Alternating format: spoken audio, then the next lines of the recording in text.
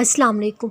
बहुत जल्द अल्लाह तुम्हें उन दुआओं की कबूलियत दिखाएगा जिसको तुमने कभी बहुत तड़प से मांगा था, और तुम कहोगे या अल्लाह ये तो वही दुआ थी जो मैंने बहुत पहले मांगी थी और सोचा था शायद ये दुआ अब कभी कबूल नहीं होगी। फिर अल्लाह फरमाएंगे मैंने कहा था ना मेरे बंदे, मैं हर दुआ सुनता हूँ, उसे संभाल कर रख लेता हूँ, फिर बेहतर वक्त पे कबूल करता हूँ जहाँ से तुम्हें गुमान भी नहीं होता। टूट कर गिरने के बाद अल्लाह तुम्हारी फिर से एक नई तख्लीक करता है, ऐसी तख्लीक जिसमें फिर से टूट कर गिरना नहीं लिखा होता। इख्तिताम में अल्लाह सिर्फ़ उन्हीं लोगों को हमारी ज़िंदगी में ठहरने देता है जो हमारे जैसे होते हैं, लेकिन वो कहता है घबराओ नहीं, गमगीन ना हो, मैं तुम्हारे साथ हूँ। क्या हुआ अगर मैंने तुम्हें वहाँ से नहीं दिया जहाँ से तुम्हें उम्मीद थी।